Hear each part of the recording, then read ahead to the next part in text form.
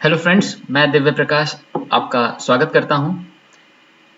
कुछ दिन पहले की बात है, जब मैं इस पेपर की तैयारी कर रहा था तो मुझे कुछ क्लियर गाइडेंस नहीं मिल पा रहे थे। ना गूगल पे ना यूट्यूब पे इस पेपर के बारे में कोई कुछ नहीं था। और कुछ फ्रेंड्स हैं ऑडिट में, उन्होंने जब ये पेपर दिया तो वो फेल कर गए।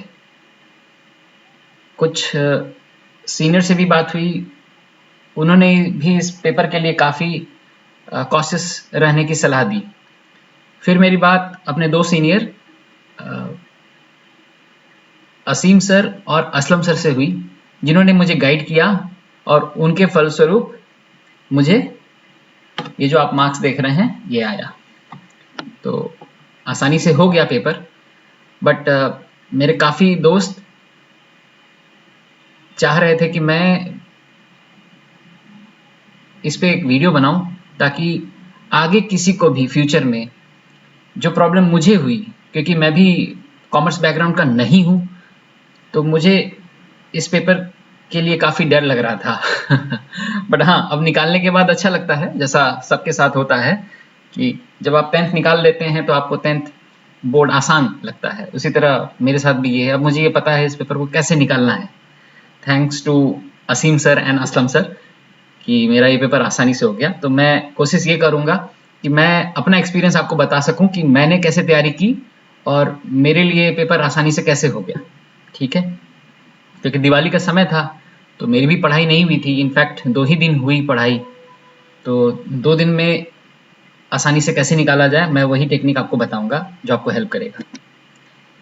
ये जो पेपर है अकाउंट्स एंड बैंकिंग कोड 6, ये पेपर आपको थोड़ा नर्वस कर सकता है। अगर आप इसके सीधे क्वेश्चन पेपर अगर आपको कहीं से मिले तो आप थोड़े नर्वस हो सकते हैं, क्योंकि इसमें जो टर्म्स हैं, और अगर आप कॉमर्स बैकग्राउंड के नहीं हैं तो आपको समझने में दिक्कत होगी कि ये सब क्या है, क्यों है। आपको समझ में नहीं है कि कहाँ आ गए। क्योंकि बाकी और सब आप जो पेपर देंगे उसमें डायरेक्ट क्वेश्चंस बुक से आ जा रहे हैं, बट इसमें डायरेक्ट क्वेश्चंस नहीं आ पा रहे हैं बुक से। बुक से हार्डली 10, 15, 20 क्वेश्चंस आ रहे हैं, और बाकी आपको थोड़ा अपने स्वविवेक से सॉल्व करना होगा। इसमें काफ़ी नई चीज़ें आपको ध्यान रखनी पड़ेगी। अगर आप कॉमर्स बैकग्राउंड के नहीं हैं तो आपको पता होना चाहिए इंटरनल ऑडिटर क्या होता है, सीएजी क्या होता है, आपको एजी का रोल पता होना चाहिए, आपको कंट्रोलर जनरल ऑफ अकाउंट्स पता होना चाहिए, वो किस मिनिस्ट्री के अंदर है ये पता होना चाहिए। तो ये सब नई चीज़ें होंगी अगर आप कॉमर्स बैकग्राउंड या फिर इकोनॉमिक बैकग्राउंड के नहीं हैं तो। ठीक है, तो इसमें करना क्या है, ये सारा जो भी मैं बताऊंगा ये मेरा एक्सपीरियंस है। मुझे लगता है कि मुझे जो गाइडेंस नहीं मिल पाई, जो मुझे अवेलेबल नहीं थी कहीं पे भी, वो मैं आपसे शेयर करूंगा, including the inputs which I have got from my two seniors, mister Aseem Kumar and mister Asam Danish. ठीक है, तो आपको एग्जाम में क्या करना है कि क्वेश्चंस ध्यान से पढ़ना है, बस उसके फील को लेने के लिए कि वो चाह क्या रहा है, इनकरेक्ट पूछ रहा है, रॉन्ग पूछ रहा है, किसके बारे में, सीएजी के बारे में पूछ रहा है, डीप पे नहीं जाना है। ऊपर से आपको मोटा मोटी पता होना चाहिए कि किस बारे में पूछ रहा है, एजी के बारे में पूछ रहा है, सीजीए के बारे में पूछ रहा है, किस बारे में पूछ रहा है। आपको एग्जाम में क्या नहीं करना है, जिसके कारण मेरे ऑडिट के फ्रेंड्स और कुछ फाइनेंस के फ्रेंड्स भी इस एग्जाम को क्लियर नहीं कर पाए। मेन रीजन होता है वो फंस जाते हैं, वो एक क्वेश्चन में अटक गए और उसके कारण क्या होता है, कंफ्यूजन होता है और वो पैनिक मोड में आ जाते हैं। अगर नॉर्मल लाइफ में भी आप पैनिक मोड में आ जाते हैं तो आप ज़्यादा कुछ कर नहीं पाएंगे, आप कंफ्यूज हो जाएंगे और आपकी मेमोरी काम नहीं कर पाएगी, आपका देखा हुआ क्वेश्चन भी गलत हो जाएगा। और इस एग्ज़ाम में सारी काबिलियत है कि आपका दिमाग वहाँ एग्ज़ाम हॉल में फेल कर दे। ठीक है, तो इस पेपर के लिए आपको, आप जिससे भी बात करेंगे वो आपको बोलेगा कि इस पेपर में थोड़ा सावधानी बरतना, थोड़ा कॉशियस अप्रोच रखना। ठीक है, इस एग्ज़ाम में आपको बिल्कुल भी हरी में नहीं रहना है। जैसा कि कंप्यूटर का पेपर लोग देते हैं 20 मिनट 25 मिनट, हिंदी में भी वैसे ही 20 मिनट 25 मिनट में लोग निकल जाते हैं। इस पेपर में आप हरी में नहीं रहेंगे। ये पेपर क्योंकि थोड़ा अलग है, इसके बारे में हम रोज़ नहीं पढ़ते हैं, इसलिए आपको इसको ध्यान से करना होगा। अब चले कि इस पेपर को तैयार कैसे करें। सबसे पहले जो मैंने किया वो किया कि इसकी किताब अरेंज कर लिए। यस, आपको उठना पड़ेगा, कुछ लोगों को फ़ोन करना पड़ेगा, अपने सीनियर्स को पूछना पड़ेगा, अपने जूनियर्स को पूछना पड़ेगा, अपने कलीग्स को पूछना पड़ेगा जो ये एग्ज़ाम दे चुके हैं। जैसे आप मुझे पूछ सकते हैं कि आपने कहाँ से अरेंज किया। मैंने भी अरेंज ही किया था, मैंने किताब नहीं खरीदी थी। ठीक है, तो आपको ये करना ही करना पड़ेगा। उसके बाद बोर्ड ऑफ रेवेन्यू के साइट पे आपको क्वेश्चन बैंक है हर सब्जेक्ट के। उसमें लगभग 3-3,500 क्वेश्चंस हैं। एलियन टाइप क्वेश्चंस हैं क्योंकि वो पल्ले नहीं पड़ते हैं शुरू में, क्योंकि नॉन कॉमर्स और नॉन इकोनॉमिक बैकग्राउंड के कैंडिडेट्स को दिक्कत होती है समझने में क्या लिखा है क्या नहीं लिखा है, तो पर उसको आपको जाना ही जाना है। इसमें एक हैक मैंने यूज़ किया है, उसका डिटेल यहाँ देना उचित नहीं होगा। मैं इस पीपीटी के एंड में अपना ईमेल आईडी शेयर कर दूंगा। जिन्हें भी मेरा हैक जानने की इच्छा हो वो मुझे ईमेल कर सकते हैं। जिन्हें लगता है वो पास हो जाएंगे तो फिर तो कोई बात ही नहीं है, उनके लिए नहीं है। पर कुछ जो लोग मेरे जैसे डरे हुए थे एग्जाम से पहले कि क्या होगा कैसे होगा वो मुझे ईमेल कर सकते हैं। I will be most happy to share my strategy. इसमें मैंने क्या किया, मेरे ये दो जो सीनियर्स थे मैंने इनके क्वेश्चन पेपर जो इन्होंने एग्जाम दिया था वो ले लिया इनसे। आपके पास मेरा होगा, मैं डिस्क्रिप्शन में अपने क्वेश्चन पेपर का लिंक दे दूंगा, आप मुझे उस पीडीएफ को डाउनलोड करके उसे देख सकते हैं, उसे सीख सकते हैं। क्योंकि क्या होता है बहुत सारे क्वेश्चंस रिपीट होते हैं। प्रॉब्लम ये आ रही थी कि बहुत सारे लोग क्वेश्चन पेपर मंगवाते नहीं हैं एग्जाम देने के बाद, वो पास हो जाते हैं तो वो एक्साइटमेंट में बंद कर देते हैं, वो फेल हो जाते हैं तो दुख में बंद कर देते हैं, वो डिटेल्ड क्वेश्चन आंसर मंगाते नहीं, उस बटन पे क्लिक नहीं करते हैं। और कुछ लोग देना नहीं चाहते हैं फॉर वट एवर रीजन्स। ठीक है, तो सब तरह के लोग मिलते हैं। तो पर आपको you have my paper, okay, मेरा पेपर इस वीडियो के डिस्क्रिप्शन में होगा लिंक, आप वहाँ से डाउनलोड कीजिए, उसको अच्छे से देख लीजिए, कोई इशू नहीं है मेरे को। एक और सजेशन है BOR के साइट पे इस सब्जेक्ट का, इनफैक्ट हर सब्जेक्ट का मॉक टेस्ट है। वो जो आप तैयारी कर ले तो रात में, एक रात पहले एग्जाम के उसे एक बार दे दें आपके कॉन्फिडेंस के लिए कि आपको to basically to get feel of the exam. बहुत लोग ऑनलाइन एग्जाम नहीं दे रखे होते हैं पहले से, तो उनके लिए ये बहुत इंपॉर्टेंट स्टेप है, इसको प्लीज कर दें। ठीक है, इससे फायदा क्या होगा? इससे बहुत फायदा होगा, इससे मुझे तो बहुत फायदा हुआ। इनफैक्ट बहुत जितने भी पेपर्स मैंने दिए उसमें बहुत फायदा हुआ। आप लकी हो जाएंगे। जैसे मैंने नीचे लिखा भी है फुटर में, आप देख पा रहे होंगे, जो लोग मेहनत का साथ नहीं छोड़ते किस्मत कभी उनका हाथ नहीं छोड़ती। तो मैंने भी जो मेहनत की वो एग्जाम में दिखा। क्वेश्चंस जो मैंने सॉल्व किए थे, जो क्वेश्चन पेपर में देखा था या पीडीएफ में देखा था, वहां दिखा। तो उन क्वेश्चंस में मुझे दिमाग लगाने की ज़्यादा आवश्यकता नहीं पड़ी। या अगर सेक्शन 10A पूछा है बैंकिंग रेगुलेशन एक्ट का तो मुझे वो पहले से पता है।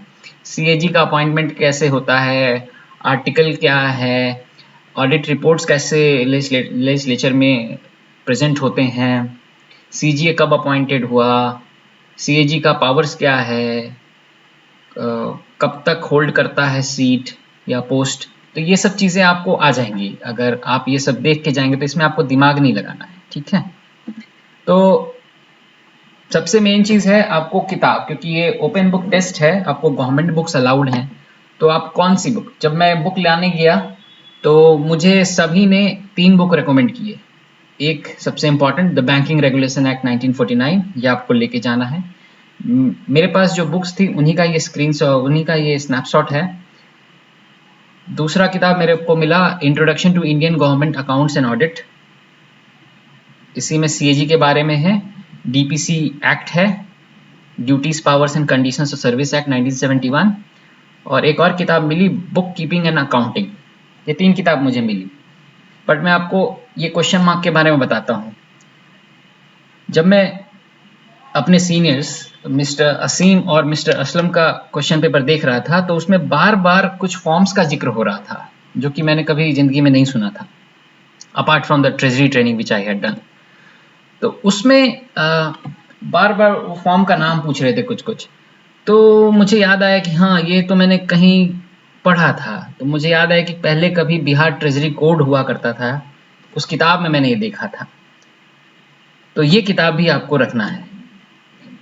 इसमें कहाँ देखना है, इसके कंटेंट में आप आएंगे तो यहाँ न्यू ट्रेजरी फॉर्म्स करके लिखा है। एग्जाम में पूछा जाता है कि फॉरेस्ट कैश रेमिटांस किस फॉर्म में किया जाता है, ट्रेजरी रेमिटांस बुक किस में है, एडवांस बिल रजिस्टर कहाँ है, पे बिल कौन से फॉर्म में किया जाता है, एब्सेंटी स्टेटमेंट किस फॉर्म में तैयार किया जाता है।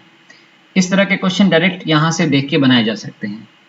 सो ये कब मुझे पता चला, जब मैं एग्जाम पेपर घर पे अटेम्प्ट करने की कोशिश कर रहा था। ठीक है, तो कौन कौन सी बुक हो गई हमारे पास? 4 बुक हो गई। पहला बैंकिंग रेगुलेशन एक्ट, दूसरा बिहार ट्रेजरी कोड, तीसरा introduction to Indian accounts and audit, और चौथा बुक कीपिंग एंड अकाउंटिंग। ये चारों किताब आपको काफ़ी हेल्प करेंगे एग्जाम में, आपको चीज़ें कम याद रखनी पड़ेगी बेसिकली। ठीक है, अब ये हो गया हमारे पास किताब। पर अब सबसे बड़ी और कठिन काम है कि किताब में खोजना कैसे है, क्योंकि हम में से बहुत सारे लोग नए हैं मेरे जैसे, तो उन्हें पता नहीं है कि किताब में कैसे ढूंढना है, कहाँ ढूंढना है। और ट्रस्ट मी, इन किताबों की लैंग्वेज उतनी सरल नहीं है जितनी आपको सीसीए रूल्स की किताब की भाषा सरल है। इसमें काफ़ी कॉम्प्लिकेटेड है, क्योंकि ये बेयर एक्ट है, जैसे banking regulation act bare act है, तो ये काफ़ी घुमावदार लिखी रहती है। तो मैं आपको कुछ एग्जांपल्स दूंगा अपने पेपर से, और उसको मैंने कैसे खोजा ताकि आपको एक आइडिया लग जाए। उद्देश्य यही है कि आप इस पेपर से डरे नहीं। You have the help available with me, you can take the help if you want. ठीक है, एग्जाम्पल 1 मैं दे रहा हूँ अपने पेपर का। जैसे मेरे से ये पूछा गया था कि every registered share holder of the acquired bank is entitled to compensation in accordance with the principle laid down in dash schedule of the banking regulation act. तो किताब कौन सी ढूंढनी है? क्लियर है, बैंकिंग रेगुलेशन एक्ट की bare act उठानी है, उसका कंटेंट देखना है। कंटेंट में पार्ट 5 आप देख रहे होंगे, पार्ट 5 के नीचे दिया हुआ है first schedule, second schedule, third schedule, fourth schedule, fifth schedule. Fifth schedule आप पढ़ेंगे प्रिंसिपल ऑफ कंपनसेशन, तो यही बात हो रही है इंटाइटल टू कंपनसेशन, तो हम फिफ्थ मार देंगे। दूसरा तरीका ये है कि आप पहले फोर्थ देख ले, फिफ्थ देख ले, थर्ड देख ले, सिक्स देख ले। अगर यहाँ से नहीं तो क्रॉस आप कर सकते हैं कि अगर आपको पता है फोर्थ में देख लें, हाँ फोर्थ में नहीं है, फोर्थ में लिस्ट ऑफ डेटर्स है, वो नहीं आंसर है इसका। फिफ्थ में हाँ प्रिंसिपल ऑफ कंपनसेशन है, तो हो गया, ये क्वेश्चन हो गया। ठीक है, इस तरह से खोजना है आपको। दूसरा एग्जांपल देखते हैं हम। In case of complaints arising out of credit card operations, the banking ombudsman may award compensation not exceeding।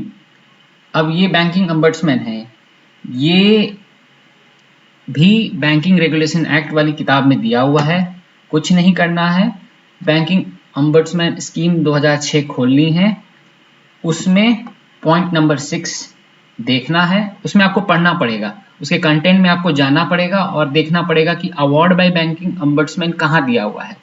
उस पेज को आप खोलेंगे, उसमें आपको सारे पॉइंट्स पढ़ने पड़ेंगे। अगर आपने अभी तो आपको पता चल गया कि पॉइंट नंबर 6 में है, बट एग्जाम में जब ये क्वेश्चन आया था तो मैंने अवार्ड बाय बैंकिंग ombudsman खोला और 1 2 3 4 5 6 छठा में मुझे मिल गया। In the case of complaints arising out of credit card operations, the banking ombudsman may also award compensation not exceeding 1 lakh to the complainant। ठीक है, तो आंसर कंप्लेनेंट हो गया, 1 लाख हो गया। ठीक है, आगे चले। तीसरा एग्जाम्पल, तीसरा क्वेश्चन जो आया था पेपर में, which method of inventory valuation is most widely used in accounting. इसके लिए आपको खोलना पड़ेगा बुक कीपिंग एंड अकाउंटिंग वाली बुक। उसमें आपको देखना पड़ेगा asset and liabilities meaning and valuation, क्योंकि ये इन्वेंट्री वैल्यूएशन से है, तो आपको इन्वेंट्री वैल्यूएशन वाली पेज खोलनी पड़ेगी। और वहां पे आप देख पा रहे होंगे इन्वेंट्रीज यहाँ लिखा हुआ है, यहाँ पे आपको साफ साफ दिखेगा inventories are valued at cost और market price whichever is less. तो ऑप्शन में आपको दिख रहा होगा दोनों, whichever is greater whichever is lower, तो answer whichever is lower. ठीक है, तो इस तरह से खोजना है। ये शॉर्ट एंड स्वीट में मैंने बताया कि इस पेपर को कैसे सरल बनाया जा सकता है, क्योंकि बहुत सारे लोग बुक नहीं पलट के जाते हैं तो उन्हें दिक्कत होती है खोजने में। एंड ट्रस्ट में, अगर आपको किताब में खोजना आता है तो आप एग्ज़ाम आराम से पास कर लेंगे। खोजने में टाइम लगता है, खास तरह से इस सब्जेक्ट में तो खोजने में टाइम लग रहा था, मुझे पर्सनली टाइम लग रहा था। तो मुझे आपसे यही शेयर करना था कि आप कैसे इस एग्ज़ाम को सरल तरीके से पास कर सकते हैं।